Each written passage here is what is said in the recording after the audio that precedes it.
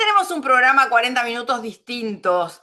Más que desarrollar el ODS 16 y todas esas cosas, quiero contarles que en esta edición de 40 minutos queremos compartir con ustedes una charla que ofrecí hace poco en un encuentro organizado por la Dirección de Sostenibilidad de ASUG, Argentina y Uruguay.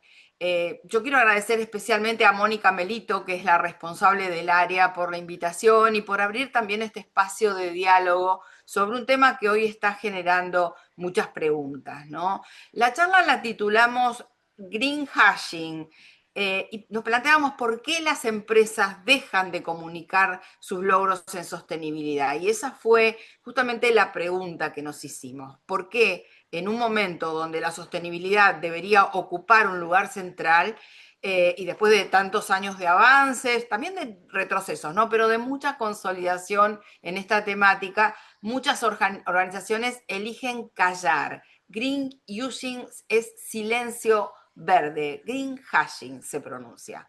Es una decisión estratégica o una tendencia que está reflejando cierta falta de convicción en la gestión sostenible. Es también una pregunta que nos hicimos en el marco de la charla, y analizamos estas posibles causas y los riesgos de este silencio.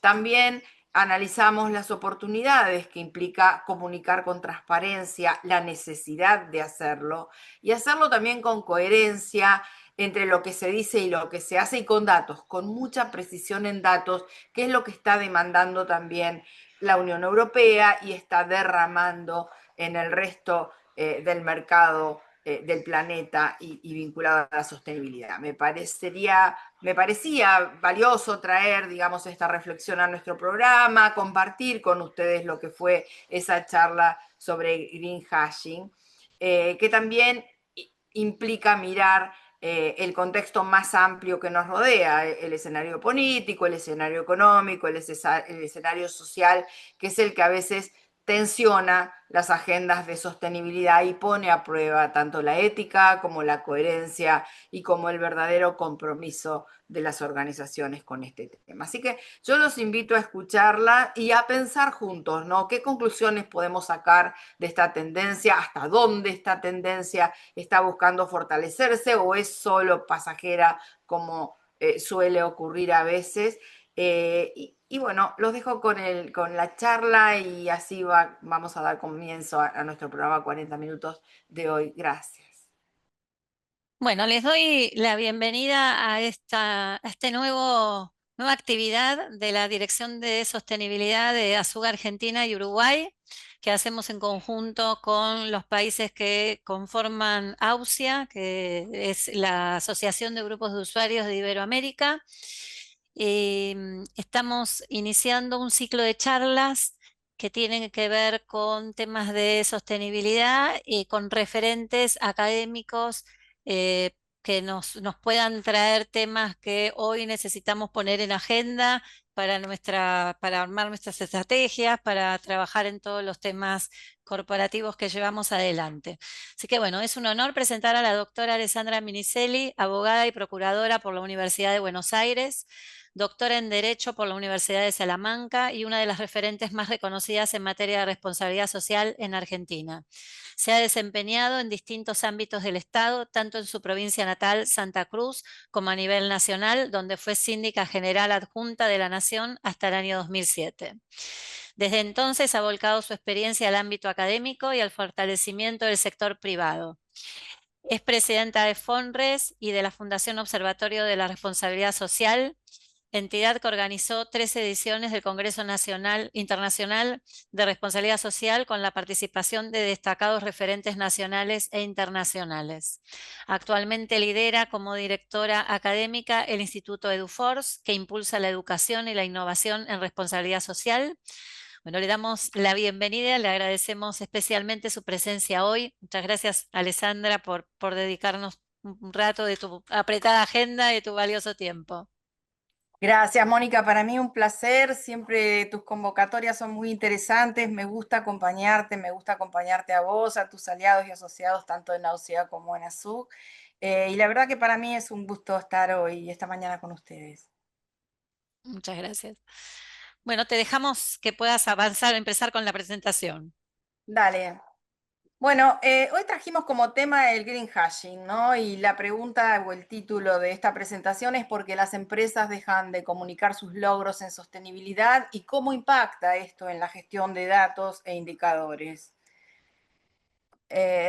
Bueno, nuestra charla se va a guiar por repasar varios temas, entre ellos qué es el green hashing y por qué está creciendo, cuáles son los riesgos de no comunicar y cuál es el rol de la tecnología y los sistemas de gestión para garantizar transparencia y trazabilidad. Bueno, el quienes somos que Mónica comentó recién, nosotros somos una empresa consultora en responsabilidad social, Fonres S.A., creada en el año 2008, que a partir de 2011 creó a la Fundación Observatorio de Responsabilidad Social y pretende siempre funcionar como tal, ¿no? Como observatorio. Y a través del observatorio creamos el Instituto de Innovación y de Capacitación en Responsabilidad Social, EduForce, y hoy nos estamos centrando mucho en promover la responsabilidad social desde nuestras distintas plataformas. Tenemos un programa 40 minutos de responsabilidad social, tenemos una revista Fonres, el programa lo subimos y otras inquietudes las subimos también al YouTube responsabilidadsocial.tv. Y todos los domingos tenemos un suplemento de responsabilidad social en el diario La Opinión Austral de mi ciudad, de Río Gallegos, y trabajamos cuando nos toca hacer tareas de consultoría con la plataforma IMSIGES, que es Sistemas de Gestión Integrados. Hecha esta presentación de quién somos. Bueno, como el silencio también comunica, sabemos y planteamos en nuestra revista Fonres, donde tratamos todos estos temas, que cada vez más empresas están optando por no comunicar sus acciones de sustentabilidad, y esto es para evitar críticas o acusaciones de greenwashing. Es un escenario donde la sostenibilidad es cada vez más relevante y urgente y muchas empresas están eligiendo adoptar esta estrategia. Por lo menos inesperada, ¿no? Se llama green hashing o silencio verde.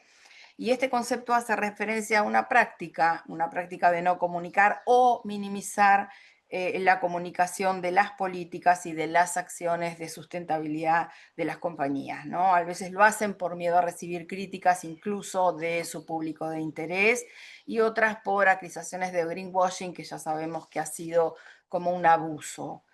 Es decir, que si el greenwashing implica amplificar o mentir o incluso no hacer lo que dicen que hacen, el green hashing se trata a la inversa de no comunicar aun cuando las empresas sí desarrollan acciones de protección al medio ambiente.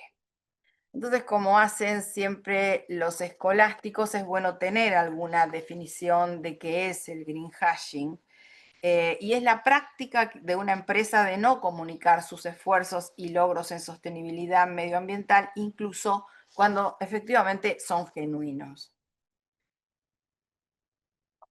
Eh, esta nueva estrategia es una estrategia corporativa o es un retroceso en la transparencia ambiental. Esta es una pregunta que nos moviliza a buscarle respuestas, ¿no? Como ante cada evento a investigar. Detrás de la práctica del green hashing, cada vez más extendida, existen varias razones. Y le pusimos el título de la paradoja verde a esta diapositiva porque creemos que las empresas no callan porque no crean en la sostenibilidad, sino que callan porque el contexto se está volviendo complejo y a veces también hostil para ellas. Eh, en estas diapositivas tan lindas y tan elaboradas, tengo que agradecérselas a la licenciada Hasler, que es mi mano derecha, ¿no? Esta voy a tratar de explicarla porque tiene mucho contenido. Y para seguir esta línea de paradoja, diría yo, voy a traer algunos datos que están volcados en el estudio sobre informe de sostenibilidad 2024 realizado por KPMG. Y el hallazgo central de este estudio es interesante porque la sostenibilidad dejó de ser comunicación voluntaria y se está convirtiendo cada vez más en exigencia regulatoria y financiera. Más del 90% de las grandes empresas del mundo, la G250, ya publican información ESG y el 80% de las empresas nacionales, las nuestras en Argentina, CN100, también lo hacen. Sin embargo, el informe señala una brecha importante en la calidad y en la comparatividad de los datos. Mientras crece la obligación de reportar, muchas compañías aún no logran integrar la sostenibilidad en su gestión estratégica ni en sus estados financieros. KPMG destaca que la regulación global, especialmente en Europa, está impulsando un cambio hacia reportes más auditables basados en métricas, en riesgos y en oportunidades materiales. Esto marca el paso de los informes que hasta ahora andan del tipo narrativo o reputacionales a una rendición de cuentas con peso contable, que vincule directamente los resultados ambientales y sociales con la creación de valor económico. Y esto se hace o bien a través de balances sociales o a través de incluir estas métricas en los balances económicos financieros. Si bien vemos un aumento en reportes, todavía hay desigualdades regionales en la difusión y en la divulgación. Europa lidera con tasas de reportes superiores al 95%, América Latina está mostrando un avance sostenido, cerca del 80% de las N100 reportan ESG, aunque con grandes contrastes entre países y menor grado de alineación con marcos internacionales. Asia-Pacífico presenta un crecimiento fuerte, especialmente Japón, Corea y Australia, y Norteamérica mantiene niveles altos, aunque con fuerte debate político sobre las obligaciones de divulgación. El informe este de KPMG subraya que América Latina, aunque ha mejorado su cobertura, aún enfrenta desafíos en la calidad del dato, la verificación independiente y la integración de indicadores financieros con los criterios de ESG. Entonces la paradoja está en que si bien las compañías siguen implementando programas ambientales, sociales y de diversidad, muchas están eligiendo no hablar públicamente de estos temas más allá de sus reportes contables o de volcar esto en datos específicos en los balances. En Estados Unidos lo vemos bien claro, el clima político hostil donde el gobierno federal ha tomado medidas concretas contra iniciativas corporativas vinculadas a diversidad, a equidad y a inclusión y a sostenibilidad ambiental están retaseando esta idea de comunicar. Entre enero y abril del 2025, las menciones mediáticas de las grandes empresas estadounidenses sobre el tema de sostenibilidad han caído en un porcentaje importante, un 10% respecto al mismo periodo del año anterior. De acuerdo con los análisis de Triple Bottom Line, las 500 principales firmas que cotizan en el índice bursátil S&P 500 están mostrando claramente esto. Entonces, vemos que existe un doble temor, el temor a quedar expuestos públicamente y a ser objeto de críticas por las acciones que se realizan, ya sea porque o no son suficientes o son consideradas equivocadas, falsas, exageradas, todo lo que implica el greenwashing. En este marco, quieren evitar ser acusados justamente de alguna manera genérica de greenwashing, lo que podría dañar la imagen de la compañía ante los consumidores y que están cada vez más atentos claramente a las prácticas de sustentabilidad de las empresas que eligen. Bueno, como concepto sabemos que el greenwashing surgió en la década de los 90 y que se refiere a la práctica esta de exagerar, de embellecer, incluso hasta de mentir sobre esfuerzos ambientales para atraer a los consumidores. Y las empresas que utilizan este enfoque buscan parecer más responsables con el medio ambiente de lo que realmente son, apoyándose a veces en mensajes de marketing engañosos. Vemos entonces que en esta diapositiva un breve resumen de las diferencias entre greenwashing y greenhashing. El greenwashing implica decir más de lo que se hace, el greenhashing se hace más de lo que se dice. En greenwashing se comunica sin evidencia, en greenhashing se actúa sin comunicar. El greenhashing engaña, el greenwashing engaña y el greenhashing invisibiliza. pero lo que sí tienen en común ambos es que están debilitando la confianza y están distorsionando el avance sostenible. Bueno, en el por qué las empresas callan es la pregunta del millón que buscaremos seguir indagando. Nosotros entendemos que hay algunas causas que vinculan a este callar, a esta negativa a comunicar. Y el temor al juicio público nos parece uno de los primeros a considerar. Cualquier error, contradicción o dato incompleto puede amplificarse y dañar la reputación. Y yo acá quiero hacer una primera digresión cuando me tocó escribir la editorial en el fascículo de la revista donde tocamos el tema del greenwashing. Yo recreaba la influencia de la teoría de la espiral del silencio, originada en la década del 60 por Noel Newman, que analiza la influencia de los medios masivos de comunicación en la formación de la opinión pública. La teoría de la espiral del silencio está basada en 4 supuestos, que son la amenaza social de aislamiento, a quien expone una opinión contraria a lo que es o parece ser la opinión dominante o mayoritaria, el miedo del individuo a este aislamiento, la evaluación continua por parte del individuo, o en este caso sería de las organizaciones o compañías, en cuanto a el clima de opinión, estar todo el tiempo pendiente de lo que se dice en los medios, el ocultamiento de su opinión cuando cree que es disonante con ese clima, y habría también un quinto elemento que nuclea a estos 4, que los relaciona entre sí, que explica cómo se forma, cómo se mantiene y cómo se modifica la opinión pública. La opinión pública, según Noel Newman, existe y tiene una función en la democracia, y es la función clara de control social. Por eso lo que importa al analizar la opinión pública, cualquiera sea, no es solo describirla, sino analizar lo que hace y lo que provoca o lo que causa. Entonces, de ahí la importancia de analizar qué está inhibiendo a las empresas de comunicar sus metas y resultados, incluso cuando son genuinos, con el fin de evitar eventualmente acusaciones. Vemos así que algunas empresas comparten información solo con partes interesadas, le hace bancos, le hace clientes específicos, sin hacerla pública. El segundo punto o posible de causa es los entornos políticos polarizados, porque en ciertos mercados hablar de sostenibilidad puede generar tensiones ideológicas e incluso rechazos.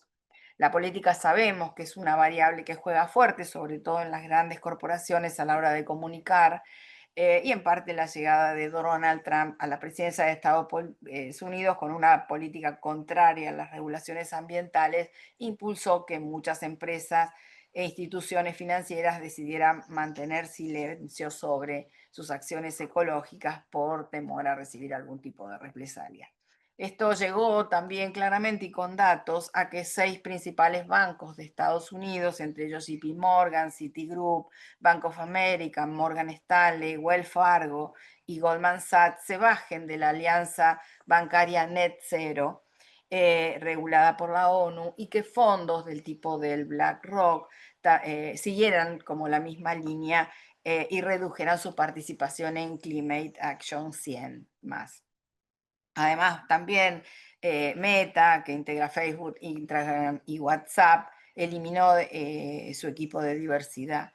Bueno, como sabemos, hoy en día hay una fuerte crítica a la Agenda 2030, y algunas empresas optan por no comunicar para evitar ser asociadas con ellas, aun cuando las sigan apoyando. Otras, en cambio, no lo hacen porque coinciden con esta narrativa que la cuestiona.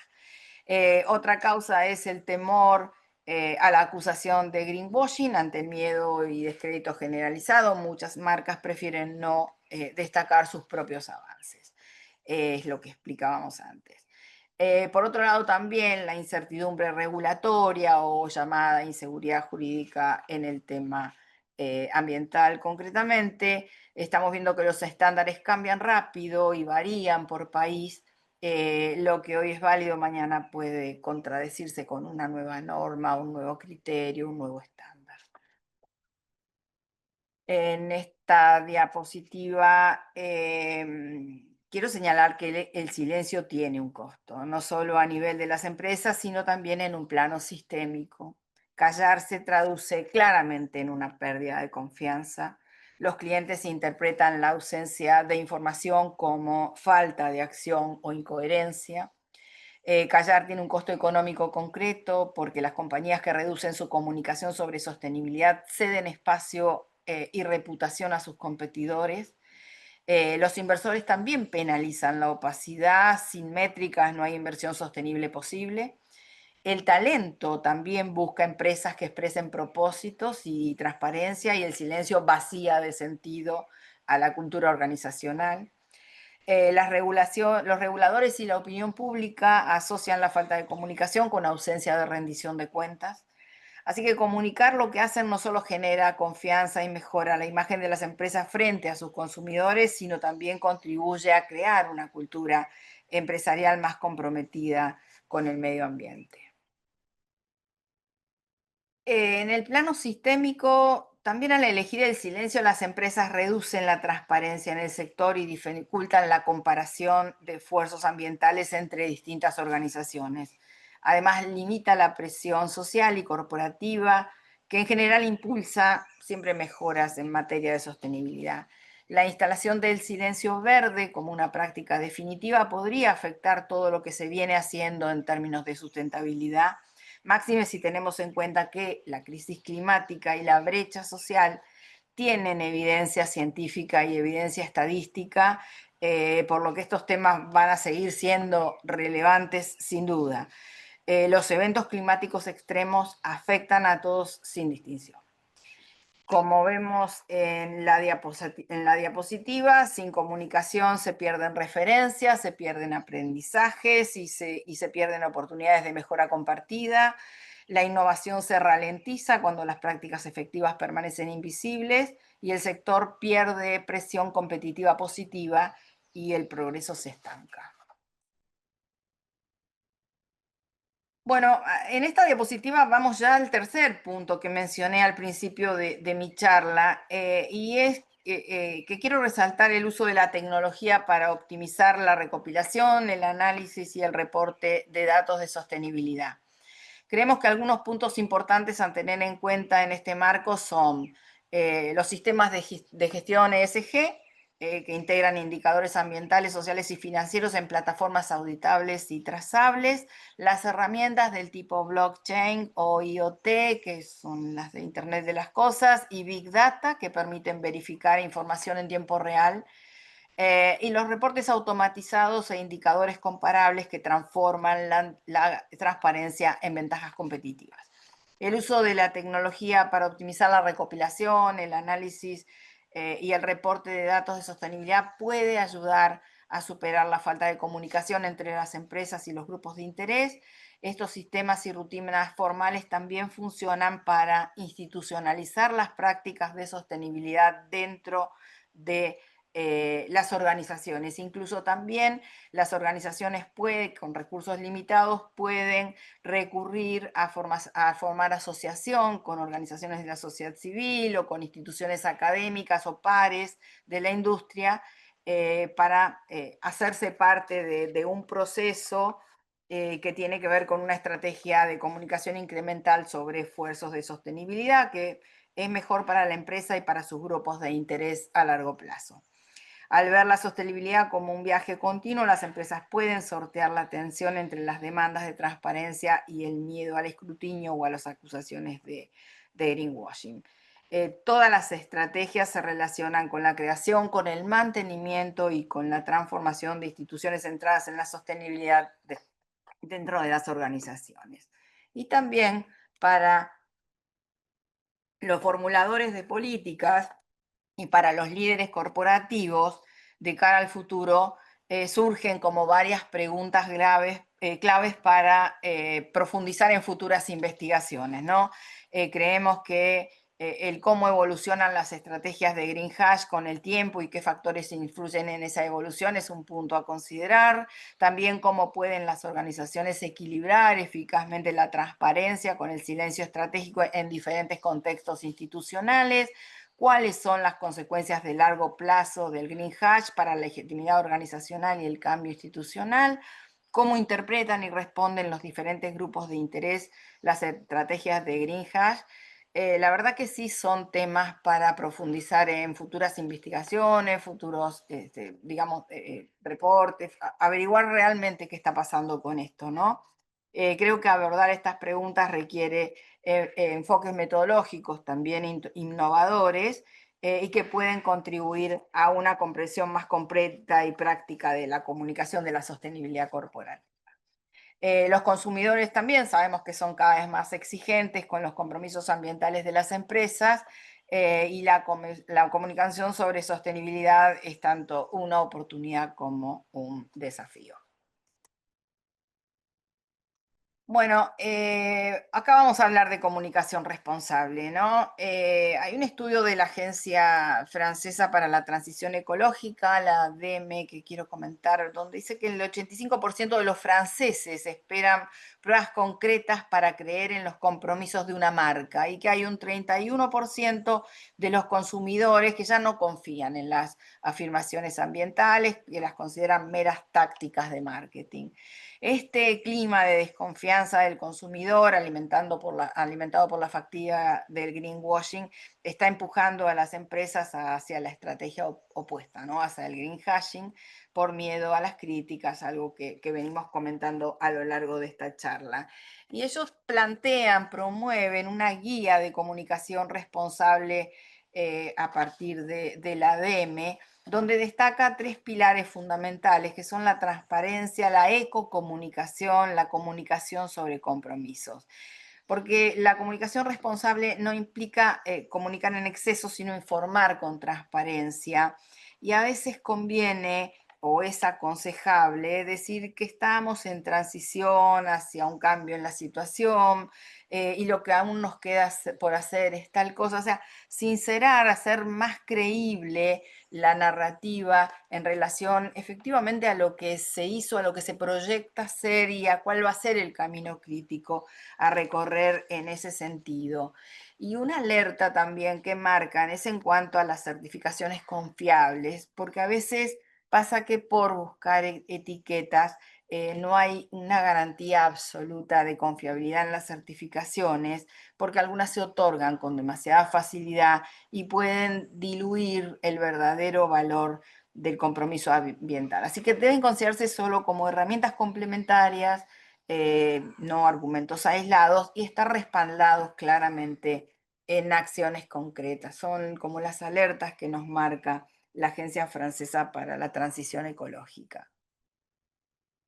Desde nuestro análisis en este tema, estamos viendo que hay que avanzar en una nueva era de producción responsable, donde la trazabilidad debe primar como motor de cambio. La trazabilidad vemos que se va consolidando como una herramienta clave para garantizar procesos productivos éticos, sostenibles y alineados con los nuevos estándares regulatorios y sociales.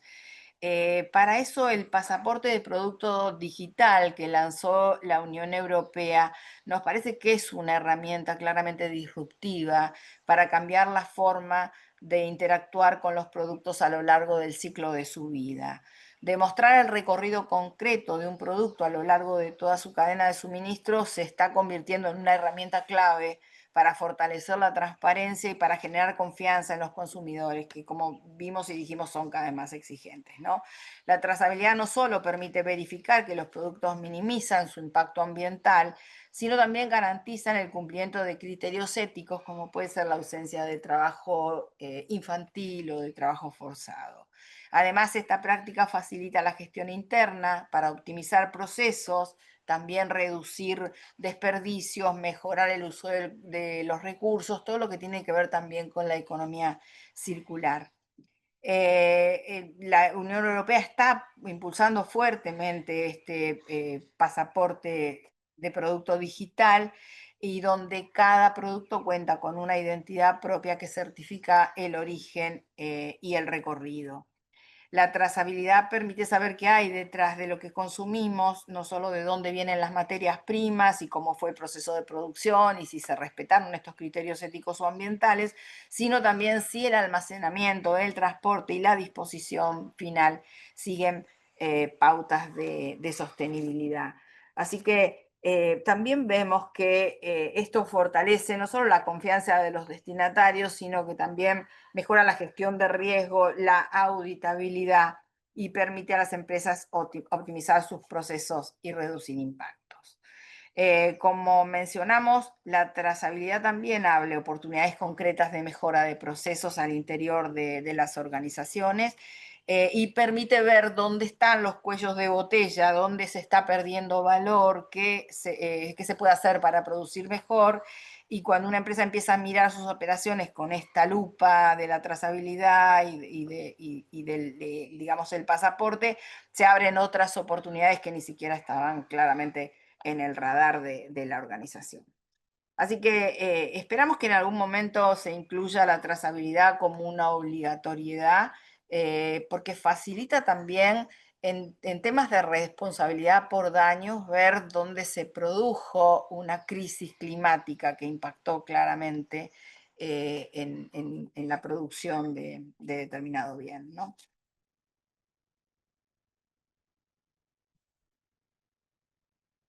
Bueno, no quiero insistir con la trazabilidad, pero creo que en parte nos enamoramos de la trazabilidad y el registro de la historia de vida de un producto es absolutamente necesario. Para terminar mi charla de hoy, quiero señalar que el greenwashing como tendencia por la que muchas firmas están optando por silenciar sus avances, es como una autocensura, ¿no? Que bloquea la discusión de mejores prácticas, paradójicamente priva al consumidor de señales claras sobre soluciones más sostenibles. Todo indica que la única estrategia empresarial sensata consiste en someter cada promesa ambiental al filtro de la ciencia, a la trazabilidad y a la coherencia narrativa, que la transparencia deja de ser así una idea aspiracional y se convierte en la llave que habla los mercados de la transición sostenible. Así que acá termina mi charla. Quiero agradecerles mucho la atención, mucho la posibilidad de estar hoy con ustedes. Gracias, Mónica. No, muchísimas gracias, doctora, por la exposición tan clara y enriquecedora. Quiero abrir un espacio de consulta para ver si tienen alguna pregunta los asistentes.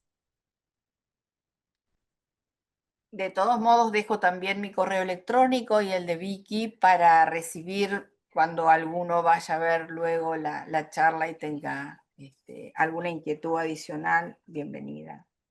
Perfecto. Te hago una consulta, Alessandra. Sí, Estuve en una presentación de Bureau Veritas de una verificación de los reportes de sustentabilidad con un determinado alcance que fijan. Y mientras te escuchaba pensaba si esto puede ser una herramienta de cualquier ente, ¿no? Independiente a la organización, si esto puede ser una herramienta que ayude a poder comunicar al haber sido verificado por un tercero, que no genere este miedo de poder comunicar lo que se hizo, ¿no?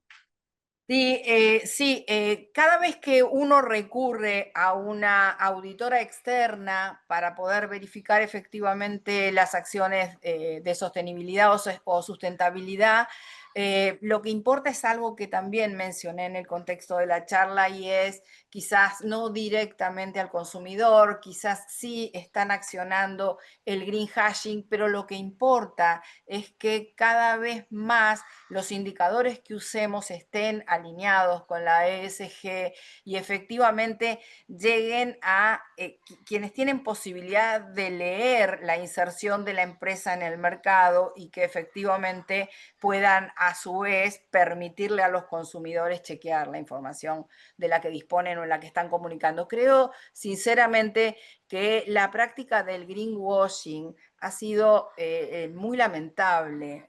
Muy Recordar dañino. que en el Ujú, año 2013, quien sufrió realmente sanciones de la Unión Europea por el greenwashing fue justamente Coca-Cola, que había ujú. hecho una difusión mediática de marketing sobre el envase reciclado en su totalidad y no era cierto. Y Ujú. realmente no solo el consumidor, sino también la atención de los mercados se fijó en eso. Y la verdad que tuvo sanciones, tuvo mucha repercusión. Pensá hoy en la horizontalidad que tienen las redes sociales, que más allá de que algunos usan como herramienta de democracia directa, lo estamos Sí, sí, haciendo también como área específica de control social en horizontal. Así que sí, sí, todo ese tipo de cosas que terminan siendo unas pequeñas mentiras, parece piadosas, no, es greenwashing y hacen claro. realmente Sí, sí, mucho sí. daño reputacional a la empresa y esto lo aprovechan claramente los competidores también, ¿no? Claro, sí, sí, sí. Y ahí te quería hacer una consulta. ¿Cómo ves el tema en Argentina, no? ¿Ves que una evolución, se percibe una evolución en las empresas con respecto a la sostenibilidad o sigue siendo más una cuestión declarativa? Mira, lo que sigue pasando todavía en nuestras empresas es un poco también lo que mencioné, ¿no? Falta realmente reportes de lo que se hace independientes, con certificaciones claras por parte de auditores, alinear todo lo que va a integrar luego o el balance social o el balance económico financiero con los criterios ESG, que para nosotros es muy importante y salirse de esta narrativa a la que nos habían acostumbrado, que eran informes de sostenibilidad, donde siempre decíamos nosotros jorobando, se bajan muchos árboles para cada una de las hojas del reporte. Bueno, hoy ya con la tecnología se están subiendo a las redes, ¿no? Pero en definitiva cuesta chequear que lo que dicen que hacen lo hayan hecho realmente. Sí, Entonces, sí, sí, sí. me parece que si combinamos eso con también una actitud negacionista que provoca que haya greenwashing, porque nuestro gobierno no está reconociendo al cambio climático, no está participando en Ujú, los foros internacionales. Creo que hay muchas empresas que están haciendo más de lo que están pudiendo contar o lo que, digamos, estratégicamente están pudiendo medir o reportar. ujú, claro. Y te hago una pregunta desde tu experiencia en EDUFOR, ¿no? ¿Qué crees que deberían incorporar los nuevos líderes para gestionar con verdadero propósito social? Mira, yo creo que esta identificación de talento con habilidades blandas no puede perderse. Nosotros Ujú, necesitamos sí o sí que la capacitación tenga mucho que ver con el capital social, con el capital humano, con la potencialidad de cada uno a aportarle en la organización.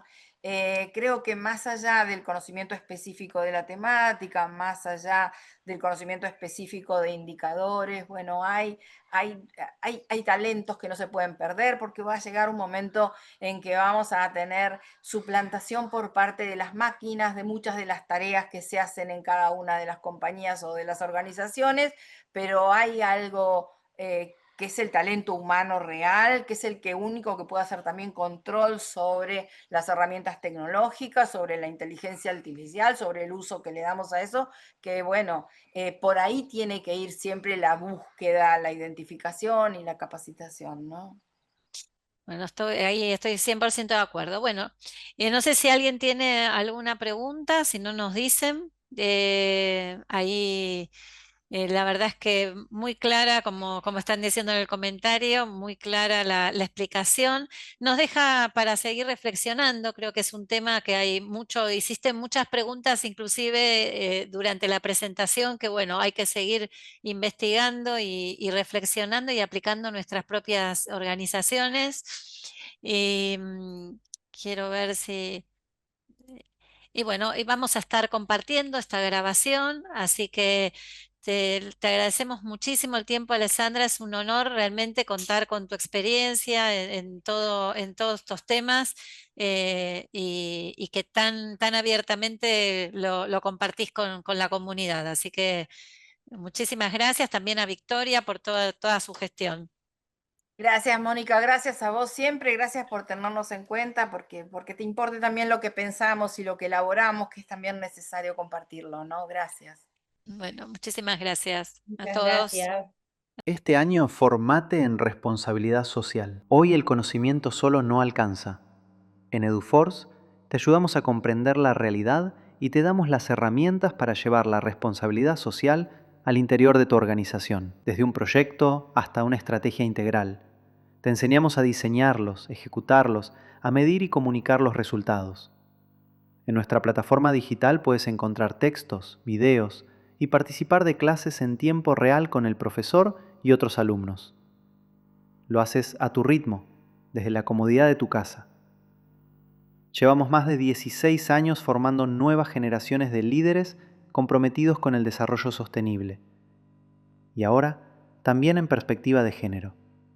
Ingresá en eduforce.com.